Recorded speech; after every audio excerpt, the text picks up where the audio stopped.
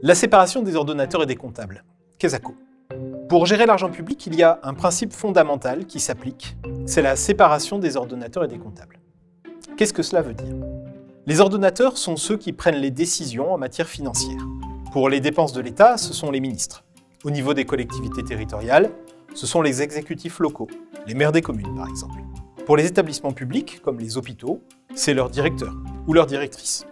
Il existe aussi des ordonnateurs secondaires, les préfets par exemple. Et chacun de ces ordonnateurs peut déléguer sa signature.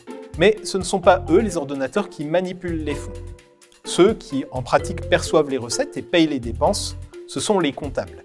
Ils tiennent aussi les comptes et s'assurent que les ordres donnés par l'ordonnateur sont bien conformes aux règles qui s'appliquent en la matière. Cette distinction entre les deux rôles, entre celui qui ordonne la dépense et celui qui la paye, a été instituée en 1822. L'idée est double. D'abord, cela permet de repérer les erreurs ou les irrégularités en amont, avant que l'argent n'ait quitté la caisse. Ensuite, c'est un moyen de s'assurer de la probité dans le maniement de l'argent public. On estime que 2 personnes s'écarteront moins facilement des règles qu'une seule. Pour renforcer cette séparation, les comptables publics ne sont pas placés sous l'autorité hiérarchique de l'ordonnateur. Jusqu'au 31 décembre 2022, les comptables étaient responsables, personnellement et pécuniairement, des fonds qu'ils maniaient. Autrement dit, les juridictions financières, la Cour et les chambres régionales des comptes, pouvaient leur demander de réparer les préjudices financiers en cas de dépenses irrégulières par exemple. On disait que la Cour ou les chambres régionales les mettaient en DB.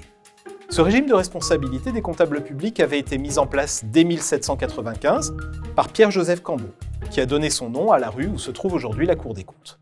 À partir de 1948, il est également devenu possible d'engager la responsabilité des gestionnaires publics au sens large, comptables et ordonnateurs, devant une nouvelle juridiction, la Cour de discipline budgétaire et financière, aussi appelée CDBF. Cette juridiction pouvait sanctionner les personnes mises en cause par des amendes proportionnelles à la gravité de la faute commise. Ce système a 2 régimes de responsabilité, en plus d'être peu lisible pour le grand public, a montré ses limites. Pour en savoir plus sur la réforme de la responsabilité des gestionnaires publics, rendez-vous dans les prochains jours avec une nouvelle vidéo.